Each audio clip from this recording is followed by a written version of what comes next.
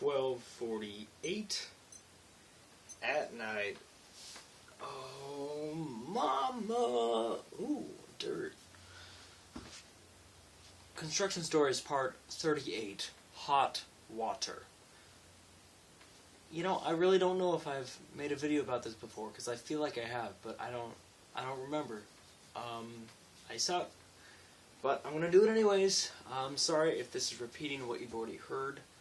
I'm not sorry, because this is what is happening right now. So, here's the deal. When we pour the concrete, chemical reactions go on in the concrete to turn it into hard concrete instead of wet concrete. That makes sense? Yeah, that makes sense.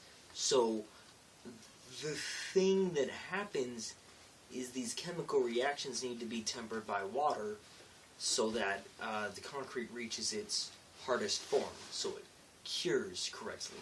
That's why we have this thing called a water cure in order to cure the concrete so it cures in the hardest possible fashion. So it's strong. So that they're like, oh, we're happy we have this strong pontoon. So the chemical reactions that are happening in the concrete get smacked in the face by cold water, and the cold water is like, yo, be better. And the reactions are like, see, you're fine, jeez. And then they do their thing. Now the water, as it like hits the concrete and lays there and bounces around and leaves or whatever, it gets hot. So they refer to it as hot water, which is weird, because when I think hot water, I think of something that's like hot and water. So I think of like a boiling kettle of water, or like a natural forming hot spring or something, you know, like hot water, like temperature-wise.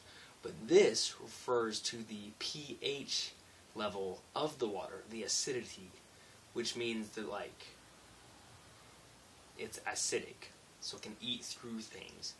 And, so, like, I don't know how to explain this. I mean, I took a AP Environmental Science class, and we talked about this in there, but I definitely made a video about this before, I swear. But, so, different levels of acidity do different levels of damage, right?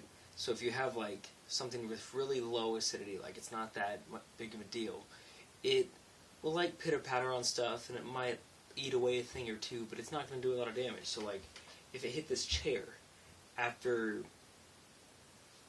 like, a year or two, the chair would be like, oh, I'm a lighter shade of brown because you ate away my pigment, okay? If it had a higher acidic content, and it ate away at the chair for 2 years or whatever, then the chair would be, like, flimsy and brittle and stuff, because it literally ate through the wood. Now, with human skin, water doesn't really care what it's eating through. It's just like, hey, there's a thing I'm attached to, and I'm acidic, so I'm going to acid it. Go! And then it shoots out little acid fingers, and water's a jerk, man. But, so, really, what I'm trying to say is, the acidic content of the water that we are working in is really high. Like, if I just stuck my unprotected hand just in water, mind you, that's why it's so scary. It's because it's not, like, it doesn't look scary. It's not red. It's not on fire. It's not like, oh, it's just water. It's just chilling there.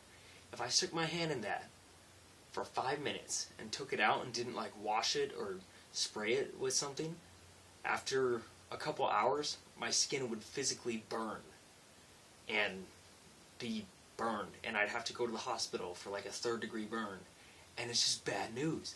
So I'm all like, oh, it's just water. Ugh. And like, what it'll do is, if you're not wearing the right types of boots, like this is just leather, when you're walking through the water, which is, mind you, this deep, you're like, and the water's like, it'll eat your boots.